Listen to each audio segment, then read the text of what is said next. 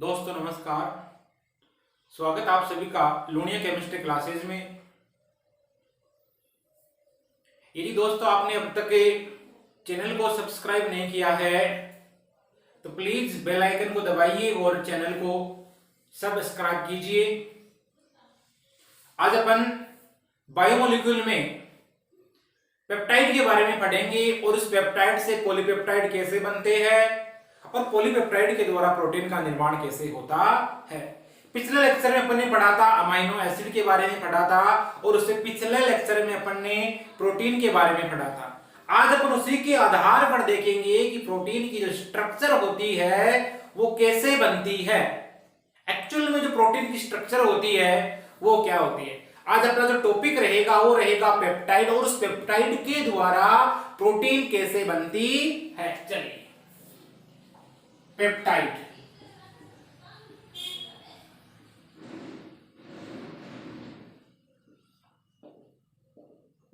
देखिए सभी जो आपके पेप्टाइड होते हैं वो एक प्रकार के अल्फा एमिनो अम्लों के क्या होते हैं, पॉलीमर होते हैं। तो यहां पर मैं बोल सकता हूं कि पेप्टाइड क्या होते हैं, polymer of alpha amino acid. यानी जो इतने भी अल्फा एमिनो अम्ल होते हैं यानी आपके जो सब अल्फा एमिनो अम्ल है उनके क्या होते हैं, बहुलक होते हैं। कौन, आपके पेप्टाइड। इनमें एक बॉन्ड पाया जाता है जिसको बोला जाता है पेप्टाइड बॉन्ड। यानी कि जब एमिनो अम्ल है आपस में संयुक्त हो जाते हैं, जुड़ जाते हैं, तो वहां से क्या होता है कि जो आपका कार्बोक्सिलिक समूह होता है एमिनो में, जो कि कैसा होता है, एसिडिक होता है, और आपका एक होता है अमाइनो ग्रुप होता है। तो यहां से इसका तो निकलता है OH यानी कि कार्बोक्सिलिक समूह का OH, और इस जो एमिनो समूह इसका हाइड्रोजन निकलता है और यहां से वाटर मॉलिक्यूल की फॉर्म में बाहर निकलता है और वो क्रिया करके बना लेते हैं एमिनो एसिड की एक लंबी चेन जिसमें आपको देखने को मिलता है एक पेप्टाइड बॉन्ड। अब देखो पेप्टाइड बॉन्ड की जो स्ट्रक्चर होती है वो ये होती है CONH। कई बार सीधा सीधा क्वेश्चन पूछा जा सकता है कि निम्न में से पेप्टाइड बॉन्ड की संरचना है और इसमें जो लिंकेज पाई जाती है उसको आप बोलते हो एमाइड लिंकेज या एमाइड बंध। चलिए अब देखिए इसी को करते हैं कि पेप्टाइड बॉन्ड कैसे बनता है, तो उसकी बात करते हैं। देखिए जैसे ये मेरे पास में कोई एक एमिनो एसिड है और ये एमिनो एसिड कौन सा हो गया, अल्फा एमिनो एसिड। अल्फा क्यों बोला, क्योंकि जो कार्बोक्सिलिक समूह है इससे डायरेक्ट जुड़ा हुआ कार्बन कौन सा, अल्फा कार्बन, और इसी अल्फा कार्बन पर कोई आपका क्रियात्मक समूह मान लो, चाहे आप एमिनो को, समझ गए मेरी बात को, तो वो जुड़ा हुआ थी मुख्य क्रियात्मक समूह होगा और उससे जुड़ा हुआ एमिनो मतलब कौन सी पोजीशन पे जुड़ा हुआ है, अल्फा पोजीशन पे जुड़ा हुआ है। तो नाम क्या हो जाएगा इसका, अल्फा एमिनो एसिड। यहां पर जैसे आपने लिया, मान लो कोई ग्लाइसिन लिया, तो ये होता है NH2 CH CH3 और ये COH। तो देखो दो प्रकार के आपके एमिनो अम्ल आपस में क्या होंगे, संयुक्त होंगे। तो यहां से क्या होगा, इसका निकलेगा OH और इसको मैं ऐसे लिख सकता हूं NH2, इसका OH और इसका H निकला, यानी बाहर क्या निकल गया, H2। समझ गए मेरी बात को। अब क्या होगा, यहां से आपको लिंकेज देखने को मिल जाएगी, यानी आपका जो बॉन्ड बनेगा उसको बोलोगे आप पेप्टाइड बॉन्ड। देखो CONH CH CH3 और ये आपका हो गया COH। आपने देखा कि ये जो आपको लिंकेज दिखाई दे रही है इसी को बोला जाता है पेप्टाइड बॉन्ड, पेप्टाइड बॉन्ड। और क्वेश्चन आपसे ये भी पूछा जा सकता है कि जो पेप्टाइड बॉन्ड होता है उसमें कौन सी लिंकेज होती है। तो देखो आप जानते हो एमाइड CONH2, तो यहां पर लिंकेज कौन सी होगी, एमाइड लिंकेज, एमाइड बंध आपको देखने को मिलेगा। चलिए अब देखो खास बात, जब दो एमिनो एसिड आपस में संयुक्त होते हैं तो कितने पॉलीपेप्टाइड बनाते हैं, एक पॉलीपेप्टाइड का निर्माण करते हैं। आई बात समझ में। देखो एक अमीनो एसिड तो ये हो गया, एक ही हो गया, फिर आपसे ये पूछ सकते हैं यदि 3 एमिनो एसिड आपस में संयुक्त होते हैं तो कितने पॉलीपेप्टाइड बनेंगे, इसका मतलब अब कितने बन जाएंगे, 2 पॉलीपेप्टाइड बन जाएंगे आपकी। समझ गए? या आप बोल सकते हो यहां पर पेप्टाइड बॉन्ड बन जाएंगे, पेप्टाइड बॉन्ड, और यहां भी क्या बनेगा आपका, पेप्टाइड बॉन्ड बनेगा। अब आपसे पूछा जा सकता है कि यदि 2 एमिनो एसिड संयुक्त होते हैं तो एक पेप्टाइड बॉन्ड बना, यदि 3 एमिनो एसिड संयुक्त होते हैं तो कितने पेप्टाइड बॉन्ड बनेंगे, 2। आपसे यह भी पूछा जा सकता है 4 एमिनो एसिड जब संयुक्त होते हैं तो कितने पेप्टाइड बॉन्ड का निर्माण करेंगे, वो 3 पेप्टाइड बॉन्ड का निर्माण कर लेते हैं। शायद यहां तक किसी प्रकार की कोई समस्या नहीं है। अब देखो एमिनो अम्लों की संख्या के आधार पर अपन पेप्टाइड के प्रकार करते हैं, तो यही लगा सकता हूं मैं एमिनो अम्लों की संख्या के, यहां लिख लेता हूं, एमिनो अम्लों की संख्या के आधार पर पेप्टाइड के प्रकार, एमिनो अम्लों की संख्या के आधार पर पेप्टाइड की प्रकार। अब आपने देखा कि देखो यदि आपके 2 एमिनो एसिड संयुक्त हुए तो आपका एक पॉलीपेप्टाइड बन गया। अब देखना डाइपेप्टाइड क्या होता है, तो डाइपेप्टाइड का मतलब यदि 2 एमिनो एसिड संयुक्त होते हैं, थोड़ा ये विपरीत आपको लगेगा लेकिन कंफ्यूज होने की कहीं जरूरत नहीं है। यदि 2 एमिनो एसिड संयुक्त हो गए तो एक पेप्टाइड बॉन्ड बनेगा, 3 संयुक्त हो गए तो 2 बनेंगे। अब आपसे पूछा जा सकता है कि डाइपेप्टाइड क्या होता है। यदि 2 एमिनो एसिड संयुक्त होते, अभी अपन ने जो किया था एग्जांपल किसका था, वो डाइपेप्टाइड का था। चलिए ट्राइपेप्टाइड क्या होता है, यदि 3 एमिनो एसिड संयुक्त होते हैं। टेट्रापेप्टाइड क्या होता है, यदि आपके 4 एमिनो एसिड आपस में संयुक्त होते हैं। फिर देखिए एक आपका होता है ओलिगोपेप्टाइड, तो आप ओलिगोपेप्टाइड की जहां बात करोगे तो ये अपन ने जो ओलिगोपेप्टाइड ही पढ़ा है, क्योंकि जैसे अपन ने पढ़ा था ओलिगोसेकेराइड, उसी प्रकार आपके क्या होते हैं, ओलिगोपेप्टाइड होते हैं। तो यहां पर 2 से लेकर 9 तक जो अमीनो एसिड यदि आपस में संयुक्त हो रहे हैं तो उन्हें आप क्या बोलोगे, ओलिगोपेप्टाइड कहते हो। यहां तक किसी प्रकार की कोई दिक्कत नहीं है। एक होता है आपका पॉलीपेप्टाइड, जिसी प्रकार आपका पॉलीसेकेराइड होता है उसी प्रकार होता है आपका पॉलीपेप्टाइड। अब देखना पॉलीपेप्टाइड में क्या होगा, यहां 2 से 9 तक है, इसका मतलब 10 से लेकर आपका 100 तक, 10 से लेकर 100 तक एमिनो एसिड यदि आपस में संयुक्त हो जाते हैं तो इसे आप बोलोगे पॉलीपेप्टाइड। क्या बोलोगे इसे, पॉलीपेप्टाइड। चलिए आगे की बात करते हैं। फिर जहां अपन पढ़ेंगे टॉपिक प्रोटीन। अब प्रोटीन में क्या होगा, 100 से ज्यादा आपके एमिनो एसिड, 100 या 100 से अधिक मान लो एमिनो एसिड यदि संयुक्त होते हैं तो वो किसका निर्माण कर लेते हैं, प्रोटीन का निर्माण कर लेते हैं। और अपने को पढ़ना यही है, प्रोटीन। समझ गए? और आप इसका रिवर्स कर सकते हो, जल अपघटन, जो मैंने आपको बताया था वहां एमिनो एसिड में कि जल अपघटन कैसे प्राप्त करते हो आप, उसके द्वारा। समझ गए मेरी बात को? पॉलीपेप्टाइड कैसे प्राप्त करते हो प्रोटीन से, बाद में सेकेराइड वगैरह कैसे प्राप्त करते हो। चलिए जिस प्रकार सेकेराइड होते हैं उसी प्रकार आपका जैसे ओलिगोपेप्टाइड हो गया, आपका पॉलीपेप्टाइड हो गया, और लास्ट में आपका क्या बन जाता है, प्रोटीन बन जाता है। अब अपन बात करेंगे नोमेनक्लेचर ऑफ पेप्टाइड, पेप्टाइड का नामकरण की बात करें। देखिए पेप्टाइड का नामकरण करने के लिए सबसे पहले 2-4 बातें हैं वो आपको ध्यान में होनी चाहिए, आपकी जानकारी में होनी चाहिए। देखिए यहां नोमेनक्लेचर ऑफ पेप्टाइड, 2-4 बातें क्या क्या है वो ध्यान में दे लो।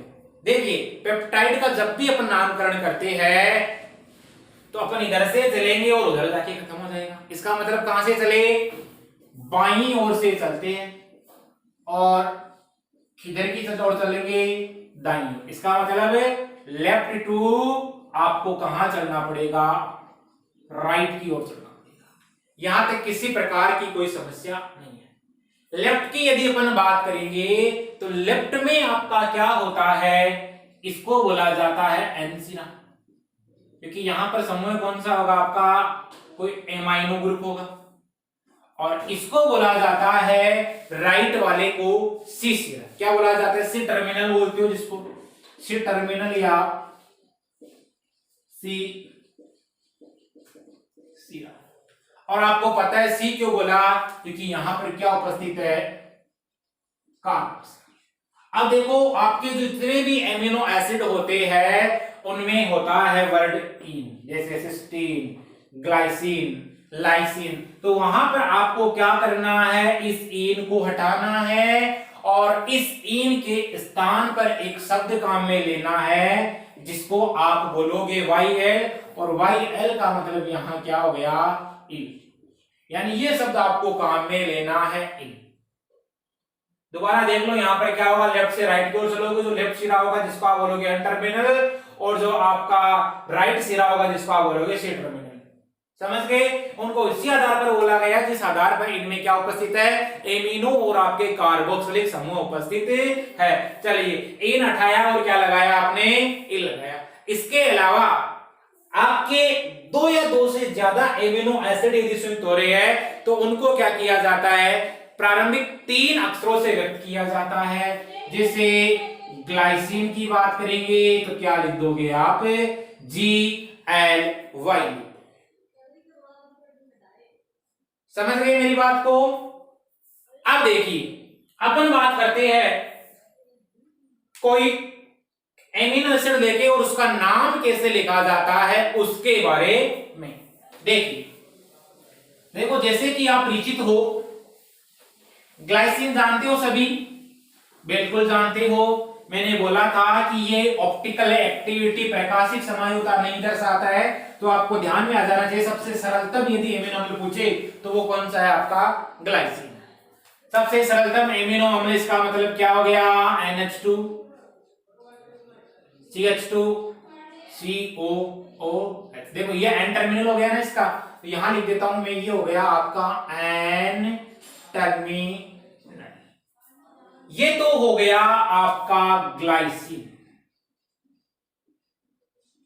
अब एक जानते हो आप एलानिन क्या होता है, एलानिन का मतलब होता है आपका जो होगा ये एक मैथिलीन समूह है, यहां पर एक हाइड्रोजन का रिप्लेस करना है किसी मिथाइल ग्रुप द्वारा, उसको आप क्या बोल दोगे, एलानिन बोल दोगे। क्या होगा, इसको ऐसे लिखा जा सकता है क्या, NH2 CH3 C, इसको ऐसे लिख दूंगा COOH। ये क्या हो गया आपका, एलानिन। इसी से बना है, एलानिन से। और एक आप जानते हो, एक आपका होता है जिसको आप बोलते हो सीरीन। अब सीरीन एक्चुअल में क्या होता है, एमाइनो समूह होता है। एमाइनो समूह के बाद में यहाँ पर ये CH समूह आता है, वहां पर एक एल्कोहलिक समूह है जुड़ा हुआ होता है। चलिए क्या करोगे, सीरीन NH2 CH2 OH, और यहां क्या हो गया, COOH। इसी को क्या बोलोगे आप, सीरीन बोलोगे। समझ गए मेरी बात को? ये हो गया आपका सीरीन। अब देखो करना क्या है, यहां से आपको इनमें पेप्टाइड बॉन्ड दिखाना है। तो पेप्टाइड बॉन्ड दिखाओगे तो इसका OH और ये H, इसका मतलब ये H2 निकला, यहां पर पेप्टाइड बॉन्ड बना। इधर भी देखो ये OH निकला और ये H निकला, यहां से बाहर क्या निकला, एक H2 निकल गया। अब इनको जोड़ना ही है, कुछ नहीं करना है। तो NH2 CH2 CO, फिर क्या है आपका NH, फिर आपका हो गया CH CH3 यहां हो गया CO, ये हो गया NH, यहां CH, CH2OH और लास्ट में आपका COOH। अब देखो इतना ग्रुप आपको दिखाई दे रहा है, दिख रहा है, इसको आप क्या लिखोगे शॉर्ट में? GLY। ये जो ग्रुप आपको दिखाई दे रहा है इसको आप क्या लिखोगे? ALA। मैंने बोला था कि उनके प्रारंभिक 3 अक्षरों द्वारा इसको प्रदर्शित किया जाता है। चलिए लास्ट में आपका ये जो आपको दिखाई दे रहा है इसको आप क्या बोलोगे? SER। तो ये हो गया इनका नाम लिखने का तरीका। आई बात समझ में? चलिए अब देखा अपन ने, ये आपके एमिनो अम्ल है, ये संयुक्त होते हैं और पेप्टाइड का निर्माण करते हैं, और आपके जो पेप्टाइड होते हैं, पेप्टाइड फिर क्या बनाते हैं? पॉलीपेप्टाइड बना देते हैं, और इन पॉलीपेप्टाइड के द्वारा आपका प्रोटीन का फॉर्मेशन हो जाता है। अब देखना विभिन्न प्रकार के जो आपके एमिनो एसिड्स होते हैं वो संयुक्त होते हैं और प्रोटीन के स्ट्रक्चर का निर्माण करते हैं।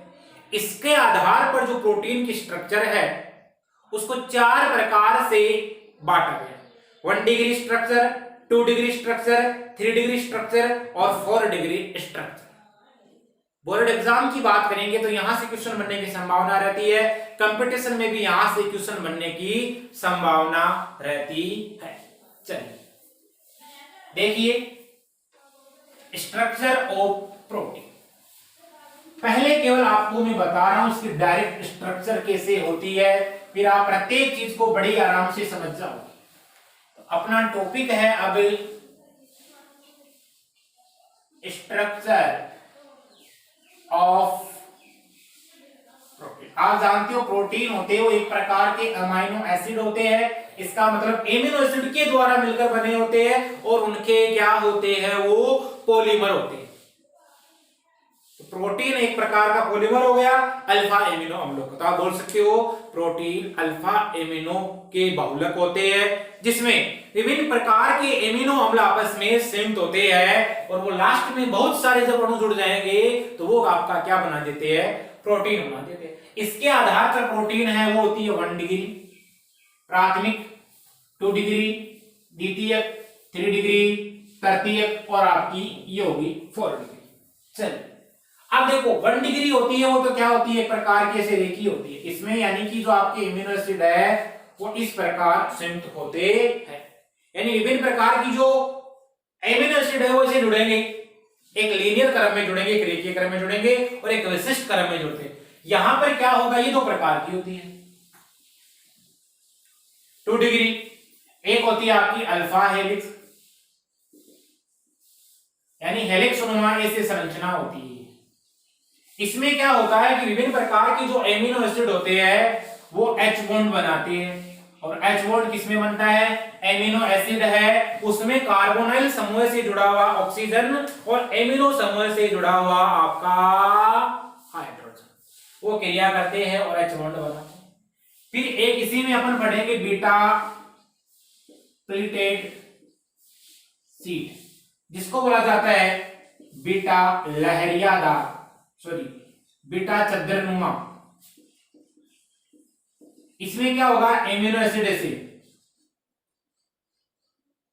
यानी आपस में एमिनो एसिड जुड़ेंगे, पॉलीपेप्टाइड श्रृंखला होगी, वो इस प्रकार एक चद्दरनुमा संरचना का निर्माण कर लेती है।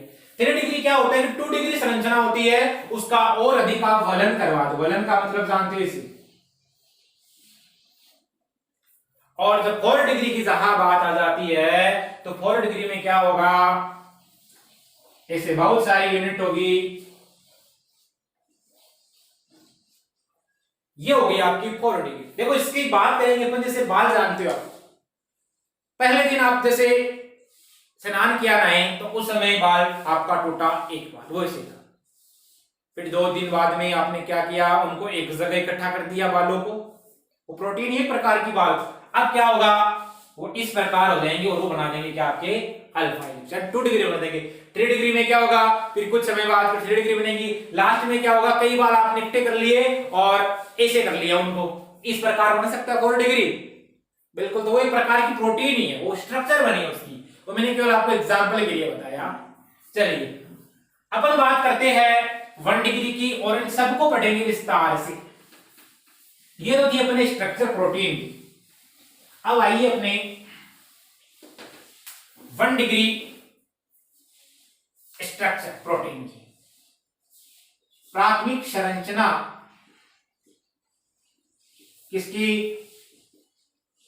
Protein. 1 degree structure of protein, इसकी बात करते हैं। देखना क्या होता है, प्रोटीन में जो आपकी विभिन्न एमिनो अम्ल है और वो आपस में एक विशेष क्रम में जुड़ते हैं। विशेष क्रम में जुड़ने के आधार पर इस प्रोटीन को बताया गया है, यानी कि एमिनो एसिड है, उनके विशिष्ट क्रम के बारे में आपको यहां से क्या मिलेगी? जानकारी मिलेगी। अब देखिए क्या होता है, आपने क्या किया, कोई भी एमिनो अम्ल है उसका क्रम परिवर्तित कर दिया। इनमें से किसी भी एमिनो अम्ल में से एक एमिनो अम्ल का यदि आपने क्रम बदल दिया, अब क्रम बदलने पर क्या होगा? उस प्रोटीन की जो बायोलॉजिकल एक्टिविटी होती है, जिसको आप बोलते हो जैविक सक्रियता, उस प्रोटीन की जैविक सक्रियता क्या हो जाती है?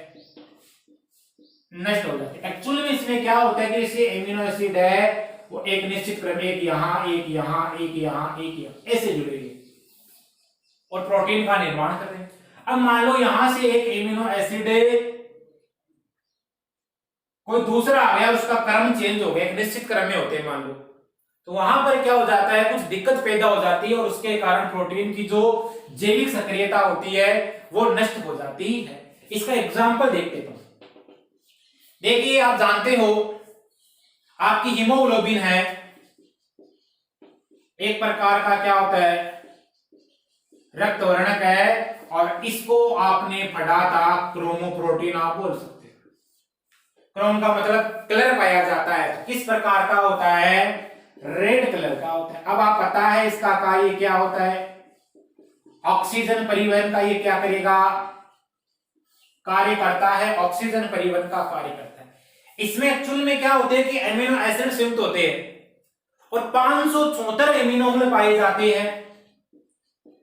यदि आपने क्या किया, यहां से एक ही एमिनो अम्ल जिसको आप बोलते हो GLU, और GLU का मतलब हो गया ग्लूटेमिन, इस ग्लूटेमिन के स्थान पर यदि वेलिन एमिनो अम्ल आ गया, ध्यान से सुनना मेरी बात को, मैं हीमोग्लोबिन की बात कर रहा हूं जो कि एक रक्त वर्णक होता है जिसको क्रोमोप्रोटीन बोला जाता है। ये क्या करता है? आरबीसी होती है, उसमें क्या करेगा, आपकी जो बॉडी होती है उसमें ऑक्सीजन को पंप करता है पूरी बॉडी में, लाल रंग का वर्णक होता है। ये 574 जो एमिनो एसिड है उससे मिलकर बना होता है। इसका मतलब क्या हो गया? एक प्रकार का पॉलीपेप्टाइड, और लास्ट में इसने क्या बनाया था? प्रोटीन बनाया। यदि आपने क्या किया, उस 574 एमिनो अम्ल में से यदि ग्लूटामिन एमिनो अम्ल के स्थान पर यदि वेलिन एमिनो अम्ल आ जाए, मेरी बात को ध्यान से सुनना, ग्लूटामिन एमिनो अम्ल के स्थान पर वेलिन एमिनो अम्ल आने पर एक रोग हो जाता है और उस रोग का नाम होता है सिकल सेल एनीमिया। इसमें क्या होता है? ब्लड की कमी हो जाती है और इसको बोला जाता है हसियाकार कोशिका रक्त अल्पता। इस रोग का नाम होता है हसियाकार कोशिका रक्त अल्पता नामक रोग हो जाता है, जिसके कारण व्यक्ति की मृत्यु तक हो जाती है, यानी यहां से डेथ हो जाती है किसी आदमी की यदि उसमें ऐसी प्रोसेस होगी।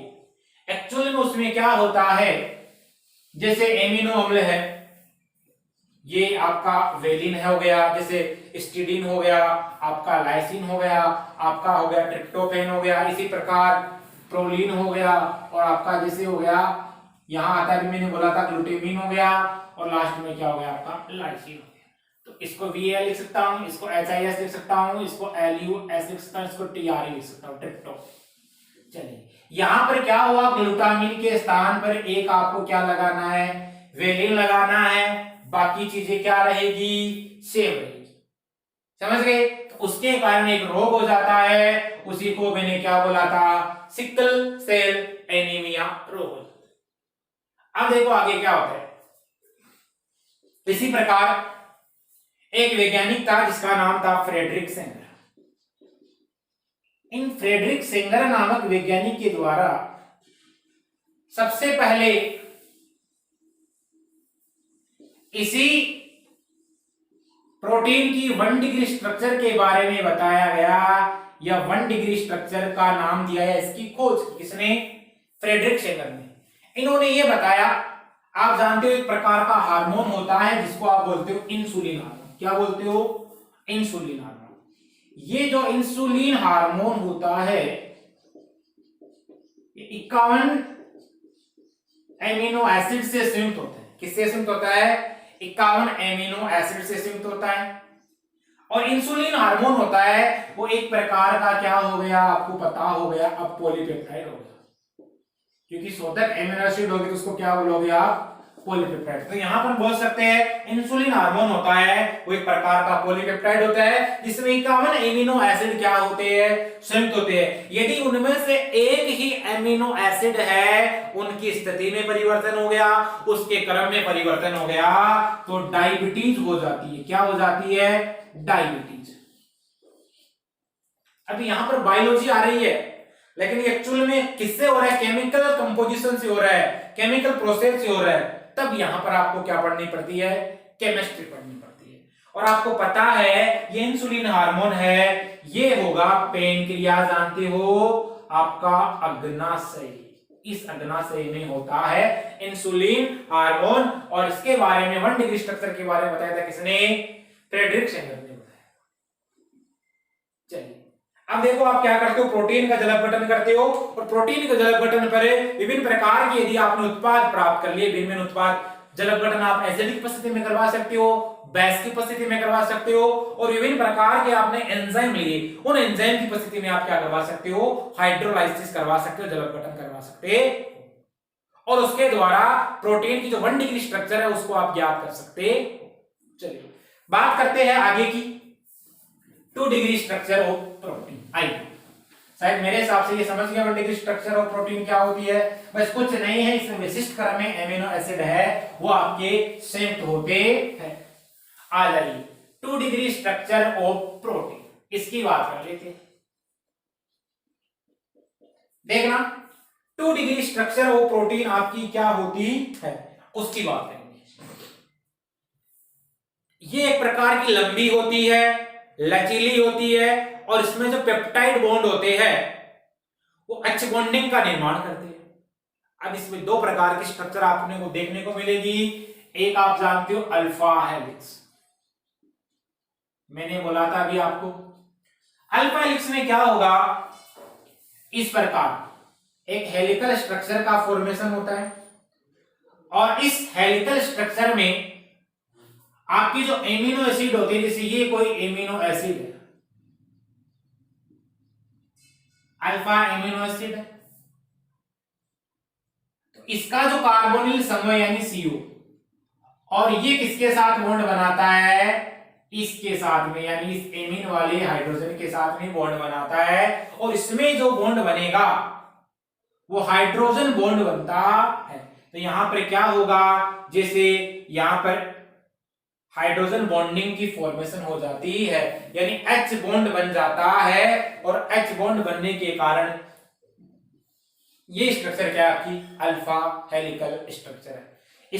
इसमें क्या होगा कि जो कार्बोनिल समूह है वो आपका 4 नंबर पे जो इमिन समूह आएगा उसके साथ में क्या बनेगा, H बॉन्डिंग का फॉर्मेशन कर लेता है। तो यहां से जैसे ये CO, यहां पर हो गया आपका HN, ये ऐसे, यहां भी ऐसे होगा, यहां भी H बॉन्डिंग बनेगी, यहां भी क्या होगी आपकी H बॉन्डिंग का फॉर्मेशन होता है, और विभिन्न प्रकार की पॉलीपेप्टाइड चेन आपस में जुड़ती चली जाती है।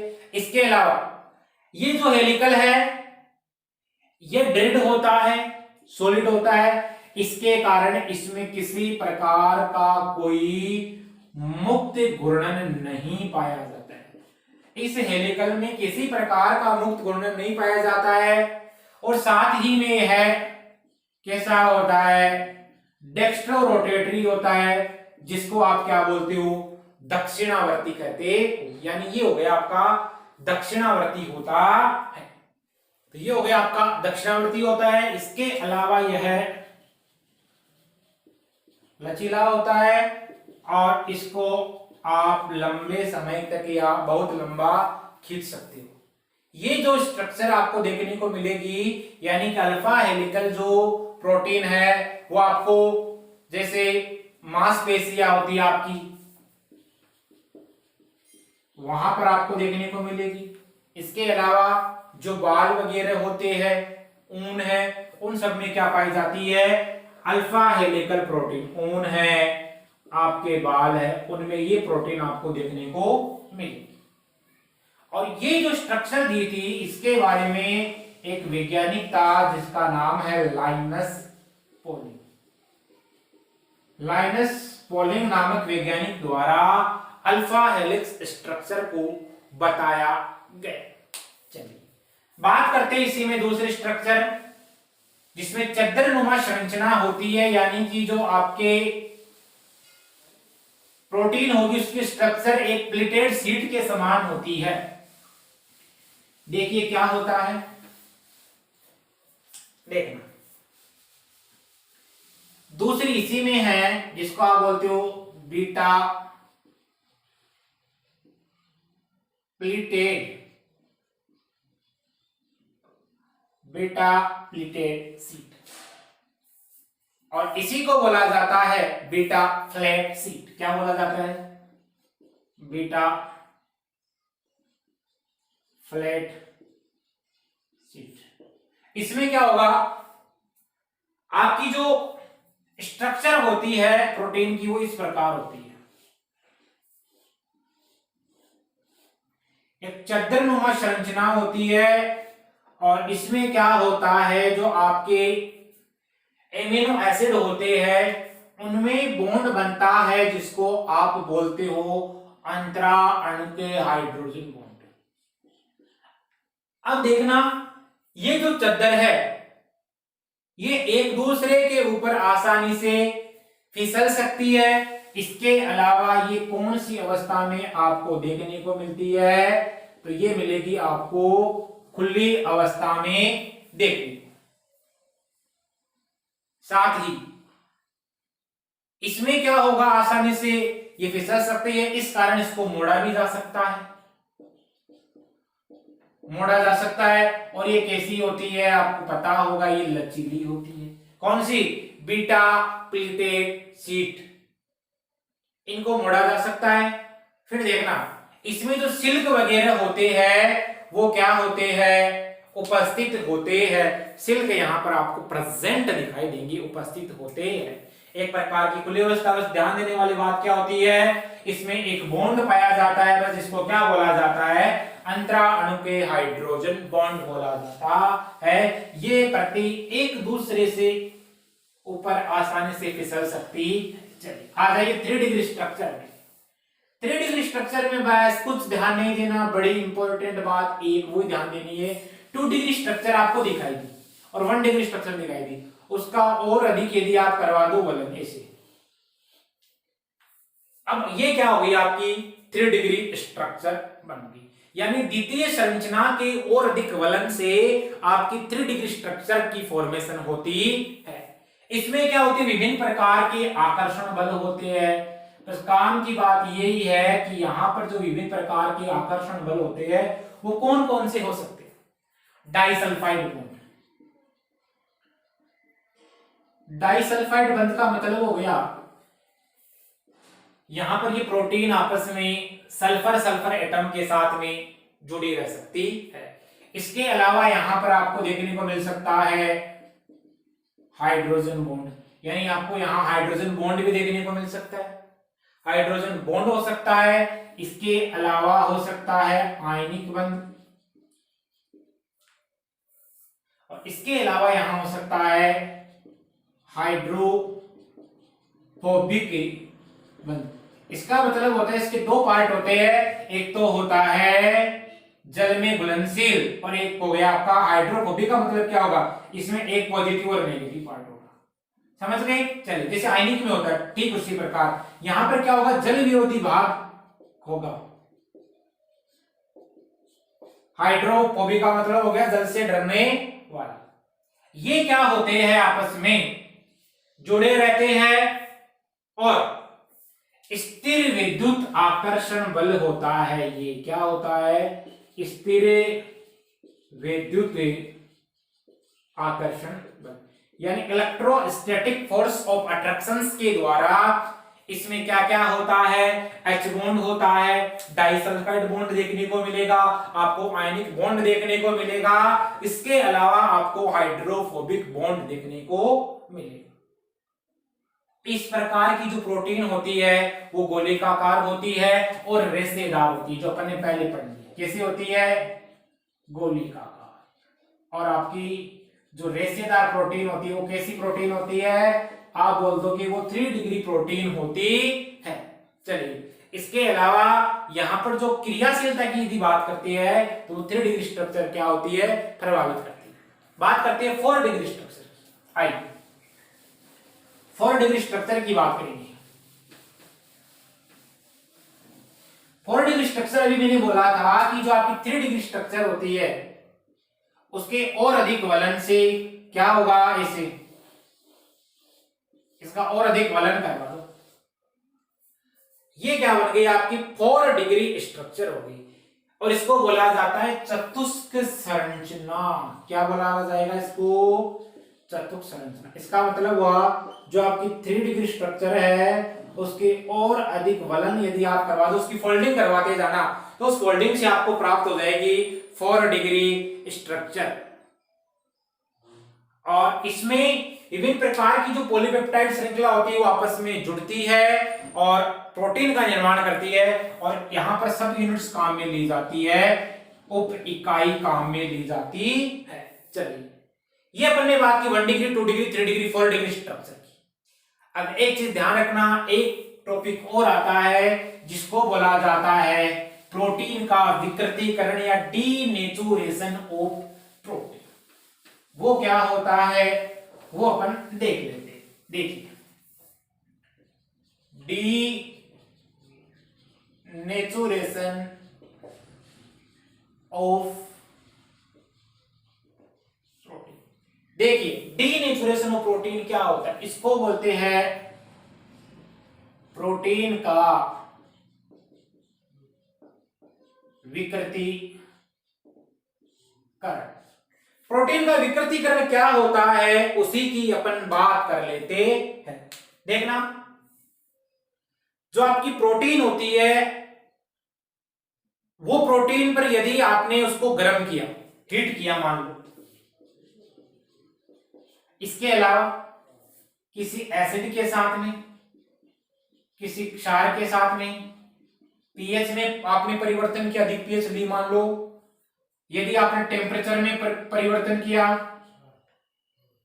समझ गए, यदि आपने क्या किया, कोई रासायनिक है अभिक्रिया उसमें किया परिवर्तन, इनकी उपस्थिति में यदि आप प्रोटीन को गर्म करते हो, अम्ल, क्षार, पीएच, टेम्परेचर, रासायनिक अभिकार को आदि की उपस्थिति में क्या होती है, जो आपकी प्रोटीन होती है उसकी जैविक सक्रियता क्या हो जाती है, नष्ट हो जाती है, या उसकी जो क्रियाशीलता होती है वो नष्ट हो जाती है। इसी को आप क्या बोलते हो, प्रोटीन का विकृतीकरण कहते हो। समझ गए? अब देखना, यहां पर इंपॉर्टेंट बात की बात करूंगा मैं, तो जो आपको प्रोटीन का विकृतीकरण है वो 1 डिग्री प्रोटीन में देखने को नहीं मिलेगा। कंपटीशन में यहां से क्वेश्चन बन सकता है कि 1 डिग्री प्रोटीन है उसमें प्रोटीन का विकृतीकरण नहीं होता है, जबकि 2 डिग्री प्रोटीन है विशेष तौर से और 3 डिग्री प्रोटीन है उसमें क्या पाया जाता है, डीनेचुरेशन पाया जाता है, प्रोटीन का विकृतीकरण आपको देखने को मिलेगा। यहां तक किसी प्रकार की कोई साइड मेरे हिसाब से समस्या नहीं होता है। यानी मैंने क्या बोलूंगा, विकृतीकरण की जो क्रिया होती है उसमें प्राथमिक प्रोटीन की संरचना में कोई विशेष प्रकार का परिवर्तन नहीं होता है, लेकिन 2 डिग्री स्ट्रक्चर है आपकी, 3 डिग्री स्ट्रक्चर है, उसमें क्या हो जाता है, टूटने की संभावना हो जाती है, जिसके कारण प्रोटीन की जो जैविक सक्रिया होती है वो नष्ट हो जाती है। और ये जो प्रक्रिया होती है वो क्या होती है, आपकी अनुत्क्रमणीय होती है। आप जानते हो अनुत्क्रमण का मतलब है इसको वापिस जो आपकी प्रोटीन है उसको वो प्रोटीन आप प्राप्त नहीं कर सकते। इसका मतलब उसको वापिस प्रारंभिक अवस्था में आप प्राप्त नहीं कर सकते हो। चलिए, इसका उपयोग किया जाता है, कहां किया जाता है आपसे पूछ ले तो रोगों के निदान में किया जाता है। रोगों के निदान में प्रोटीन का उपयोग किया जाता है। इसके अलावा विभिन्न प्रकार के जैसे ग्लूकोज है, यूरिया है, अम्ल है, और आपका जो ब्लड है, ग्लूकोज, यूरिया, अम्ल और ब्लड, इनमें उपस्थित रक्त की जांच करने के लिए या सीरम की जांच करने के लिए भी इसका उपयोग किया जाता है। समझ गए? चलिए, यह है आपका प्रोटीन का विकृतीकरण। अब आपने अपने पढ़ा है जैसे अंडे है, अंडा को गर्म किया जाता है तो वो क्या हो जाता है, कोएगुलेशन हो जाता है, उसका स्खंडित हो जाता है। अब एक बार जब एनसीईआरटी का सिलेबस लागू था तो वहां पर क्वेश्चन आया था कि जब आप अंडे को गर्म करते हो तो उसमें उपस्थित पानी कहां चला जाता है, ये क्वेश्चन आया हुआ था। तो देखिए, जब आप अंडे को गर्म करते हो, ये आपका कोई एग है, इसको आपने क्या किया, यहां पर जो लिक्विड था ये लिक्विड फॉर्म में है, आपने क्या किया, गर्म किया, ये लिक्विड फॉर्म है, ये एग है आपका, और जैसे ही आपने इसको क्या किया, गर्म किया, अंडे को गर्म करने पर क्या होगा, अंडा क्या हो जाएगा आपका, सख्त हो जाएगा, सॉलिड हो जाता है। चलिए, अब देखिए इसमें एक्चुअल में क्या होता है कि जो प्रोटीन होती है, जो पानी होता है, वो एक प्रकार की प्रोटीन होती है, और इस प्रोटीन का क्या हो जाता है, अवक्षेपण हो जाता है, सॉरी स्कंदन जिसको बोलोगे, कोएगुलेशन हो जाता है, और जिसके कारण आपका जो अंडा होता है वो कैसा हो जाता है, सख्त हो जाता है, कठोर हो जाता है। तो ये जो प्रोटीन है इसका स्कंदन हुआ, ये प्रोटीन थी और वो क्या हो गया, सख्त हो गया। अब देखिए, एग खाते हैं तो उसका कौन सा पार्ट लाभदायक होता है, कौन सा नहीं होता है। देखो आप देखना, जब भी कभी जो एग होगा उसमें आपको एक बीच में से एक पीला पदार्थ देखने को मिलेगा, और यहां पर क्या होगा, सफेद पदार्थ देखने को मिलेगा। तो ध्यान रखना, जो पीला पदार्थ होता है उसमें कोलेस्ट्रॉल की मात्रा ज्यादा होती है, जिसके कारण हार्ट संबंधित प्रॉब्लम हो सकती है। और ये जो होता है सफेद भाग होता है, इसमें एक्चुअल में क्या होता है, यहां पर आपको एनर्जी वगैरह मिलती है, और इसमें फैट भी क्या होती है, लो होती है, और कोलेस्ट्रॉल की मात्रा भी क्या होती है, 0 के बराबर होती है। इसी कारण अंडे का अधिकतर जो लोग सेवन करते हैं उसमें सफेद वाले भाग को खाते हैं, उस पीले वाले भाग को फेंक देते हैं।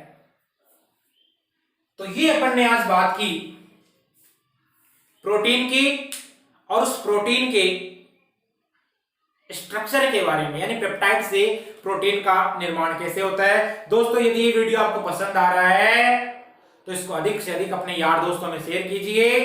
थैंक्स।